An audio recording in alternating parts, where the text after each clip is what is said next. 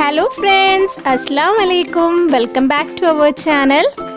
എല്ലാവർക്കും സുഖമാണെന്ന് വിശ്വസിക്കുന്നു. അപ്പോൾ ഇന്ന് ഞാൻ നിങ്ങളെ മുന്നിൽ വന്നിട്ടുള്ളത് റസ്മലൈൻ്റെ റെസിപ്പിയുമായിട്ടാണ്. അപ്പോൾ റെസിപ്പിയിലോട്ടേക്ക് പോകുന്നതിന് മുമ്പ് നിങ്ങൾ ആദ്യമായിട്ടാണ് എൻ്റെ ചാനൽ കാണുന്നതെങ്കിൽ എൻ്റെ ചാനൽ സബ്സ്ക്രൈബ് ചെയ്യുക, കൂടെയുള്ള ബെൽ ഐക്കൺ പ്രസ് ചെയ്യുക. എന്നാൽ മാത്രമേ ഞാൻ അപ്ലോഡ് ചെയ്യുന്ന വീഡിയോസിൻ്റെ നോട്ടിഫിക്കേഷൻ നിങ്ങൾക്ക് ലഭിക്കുകയുള്ളൂ. അപ്പോൾ നമുക്ക് റെസിപ്പിയിലോട്ടേക്ക് പോയാലോ. ഞാനിവിടെ എടുത്തിട്ടുള്ളത് 1 ലിറ്റർ പാലാണ്. പാലിവിടെ തിളച്ച് വരുന്നുണ്ട്. നമുക്കിനി ഗ്യാസ് ഓഫ് ചെയ്യാം. ഇനി ഈ പാല് ചൂടാറുന്നത് വരെ വെയിറ്റ് ചെയ്യാം.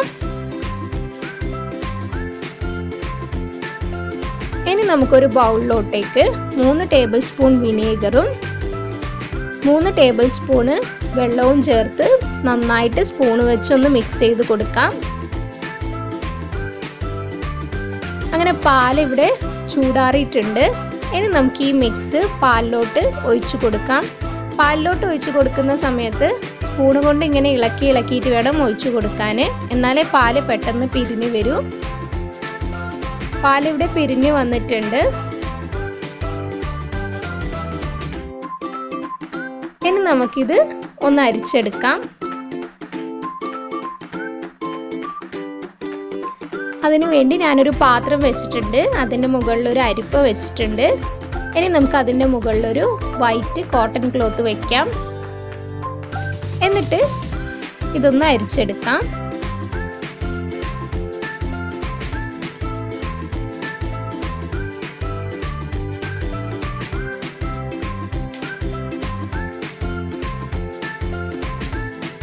അങ്ങനെ അരിച്ചെടുത്തിട്ടുണ്ട്. ഇനി നമുക്ക് ഈ ക്ലോത്ത് ഒന്ന് ടൈറ്റായിട്ട് ഇതുപോലെ പിടിക്കാം. എന്നിട്ട് ഇതിൻ്റെ വെള്ളമൊക്കെ നല്ലവണ്ണം ഒന്ന് പിഴിഞ്ഞെടുക്കാം. അതിനുശേഷം നല്ല ടൈറ്റായിട്ട് കെട്ടി വെക്കാം. എന്നിട്ട് 1 മണിക്കൂർ റെസ്റ്റ് ചെയ്യാൻ വെക്കാം. ഇനി അടുത്തതായി ഞാൻ അടുപ്പത്തോട്ട് 1/2 ലിറ്റർ പാല് വെച്ചിട്ടുണ്ടായിരുന്നു. അതിലേക്ക് 3-4 ഏലക്ക ഇടാം. പിന്നെ 1 കപ്പ് പഞ്ചസാരയും ചേർക്കാം. പിന്നെ അതിലേക്ക് ഒരു 2-3 ഡ്രോപ്സ് യെല്ലോ കളറും കൂടി ചേർക്കാം. ഇത് ഓപ്ഷണലാണ് കേട്ടോ, കളറ് വേണ്ടവർ മാത്രം ചേർത്താൽ മതി. എന്നിട്ട് നമുക്ക് നന്നായിട്ടൊന്ന് ഇളക്കി കൊടുക്കാം. ഈ പാല് ഒന്ന് തിക്കായിട്ട് വരുന്നവരെ നമുക്കിതുപോലെ ഇളക്കി കൊടുക്കാം.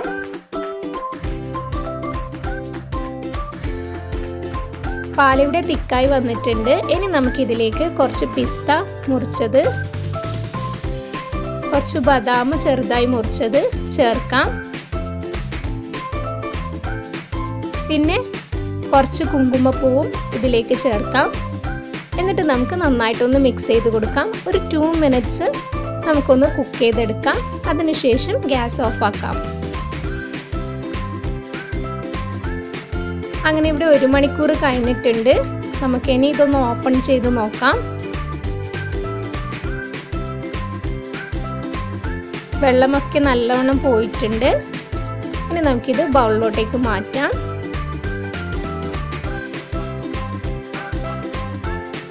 എന്നിട്ട് അതിലേക്ക് 1 ടീസ്പൂണ് മൈദയും കൂടി ചേർത്ത് നമുക്ക് നന്നായിട്ടൊന്ന് കുഴച്ചെടുക്കാം. നല്ല മാവ് രൂപത്തിലാണ് കുഴച്ചെടുക്കേണ്ടത്. നല്ലവണ്ണം കുഴച്ചെടുക്കണം കേട്ടോ.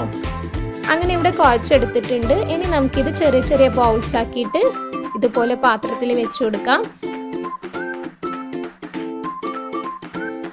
അങ്ങനെ ആക്കി വെച്ചിട്ടുണ്ട്. ഇനി നമുക്കിത് ഒന്ന് ഉരുട്ടിയെടുക്കാം.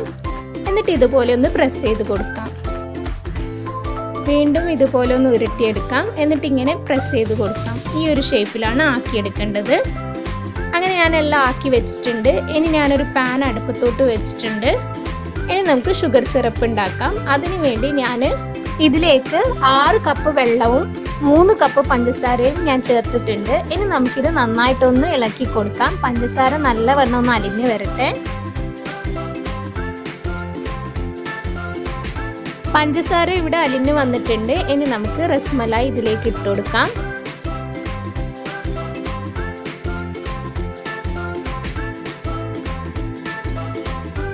എന്നിട്ട് നമുക്ക് ഒരു 2-3 മിനിറ്റ്സ് നല്ല ഹൈ ഫ്ലെയിമിൽ കുക്ക് ചെയ്തെടുക്കാം.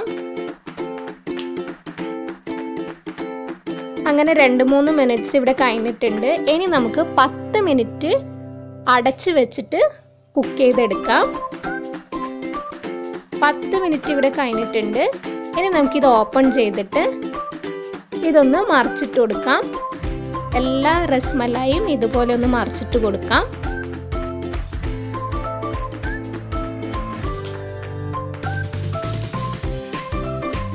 മറിച്ചിട്ട് കൊടുത്തതിന് ശേഷം നമുക്ക് വീണ്ടും അടച്ചു വെച്ചിട്ട് ഒരു 2-3 മിനിറ്റ്സ് കുക്ക് ചെയ്തെടുക്കാം. 2-3 മിനിറ്റ്സ് ഇവിടെ കഴിഞ്ഞിട്ടുണ്ട്. ഇനി നമുക്ക് ഈ റസ്മലായി ഓരോന്നോരോന്നായിട്ട് പാത്രത്തിലോട്ടേക്ക് മാറ്റാം.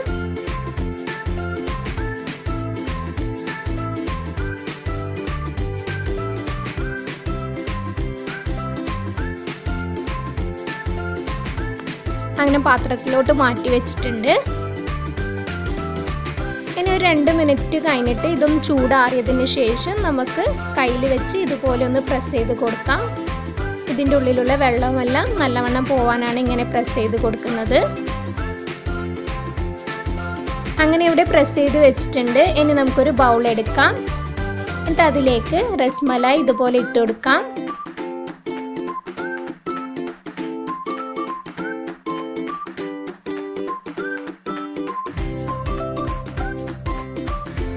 അതിനുശേഷം നമ്മൾ നേരത്തെ ബദാമും പിസ്തയും ഒക്കെ ഇട്ട് വെച്ച പാലില്ലേ, അത് ഇതിൻ്റെ മുകളിൽ ഇങ്ങനെ ചേർത്ത് കൊടുക്കാം.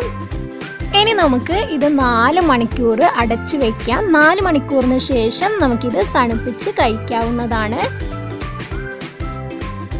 അങ്ങനെ ഇവിടെ അടിപൊളി ടേസ്റ്റി ആയിട്ടുള്ള റസ്മലായി ഇവിടെ റെഡി ആയിട്ടുണ്ട്. അപ്പോൾ നിങ്ങൾ എന്തായാലും ഈ ഒരു റെസിപ്പി ട്രൈ ചെയ്ത് നോക്കുക. എന്നിട്ട് നിങ്ങളുടെ അഭിപ്രായങ്ങൾ എനിക്ക് കമൻറ്റ് ചെയ്യുക. അപ്പോൾ നിങ്ങൾക്ക് എൻ്റെ വീഡിയോ ഇഷ്ടപ്പെട്ടില്ലെങ്കിൽ നിങ്ങൾ എൻ്റെ വീഡിയോ ഫാമിലീസുമായിട്ടും ഫ്രണ്ട്സുമായിട്ടും ഒക്കെ ഷെയർ ചെയ്യുക. അപ്പോൾ വീണ്ടും അടിപൊളി വെറൈറ്റി റെസിപ്പീസുമായിട്ട് ഇൻഷാല്ലാ ഞാൻ നിങ്ങളുടെ മുന്നിൽ വരുന്നതായിരിക്കും. അതുവരെ ബൈ. Thanks for watching.